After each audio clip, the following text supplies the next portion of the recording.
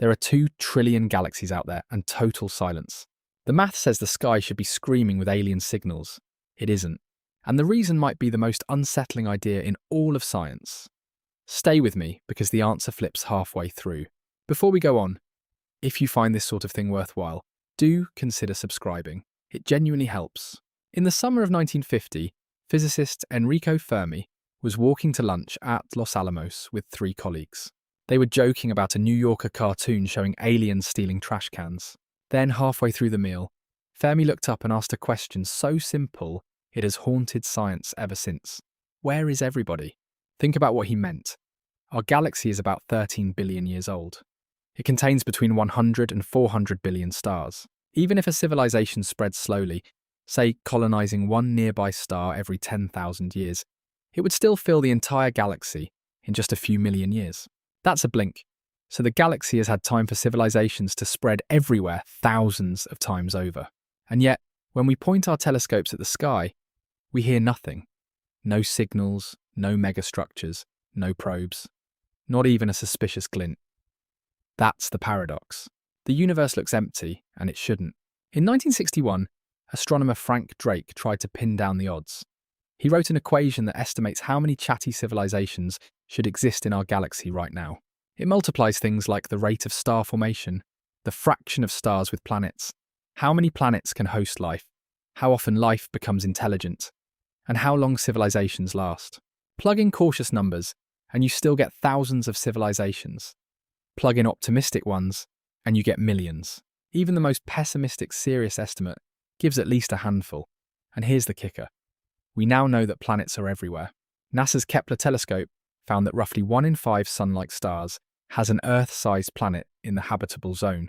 That's tens of billions of potential Earths in our galaxy alone. So the ingredients are there. The empty pot is the mystery. Now here's the twist I promised.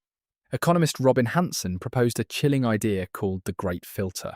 Somewhere between dead matter and a galaxy-spanning civilization, there is a wall. A step so hard that almost nothing gets past it. The question is, where is the wall? If the filter is behind us, we already passed it. Maybe life itself is the miracle. Maybe the jump from single cells to complex cells, which on Earth took nearly 2 billion years, is a fluke that almost never happens.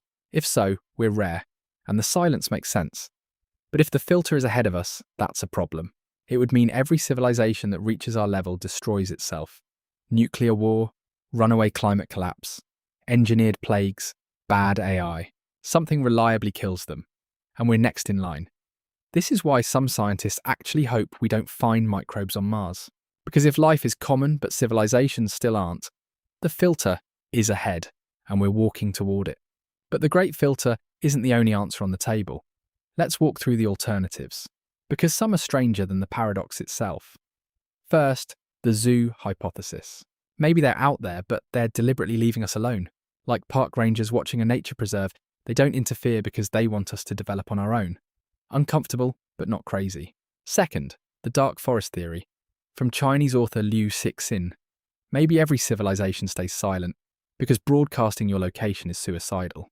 If you can't tell whether a neighbor is friendly or hostile, the safe move is to hide. And eliminate anyone who shouts. In this view, the galaxy is full of predators pretending to be empty. Third, we might just be early. The universe is 13.8 billion years old, but heavy elements needed for rocky planets took time to form. Some models suggest Earth is one of the first planets capable of hosting complex life. The party hasn't started yet. And fourth, the boring answer, space is just too big. Even at light speed, a signal from the far side of the galaxy takes 100,000 years to reach us. Maybe they're chatting, and we simply haven't heard the echo yet. So what's the plan? For 60 years we've been listening. Projects like SETI scan radio frequencies for signals that look artificial. In 1977, an Ohio telescope picked up a 72-second burst so strange, the astronomer wrote "wow" on the printout. We've never heard it again. In 2015, billionaire Yuri Milner funded Breakthrough Listen, a $100 million project scanning the nearest million stars. Nothing conclusive so far.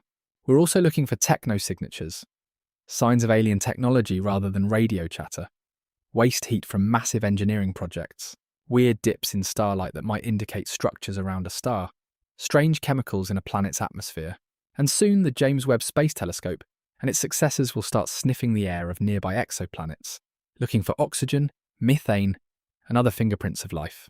Within a couple of decades, we might have a real answer, or a much deeper silence. So where is everybody? Maybe behind us, maybe ahead of us, maybe hiding. Or maybe we truly are the first, and the galaxy is waiting for us to speak first. Which explanation do you find most likely, and which one scares you the most? Drop it in the comments. I read them.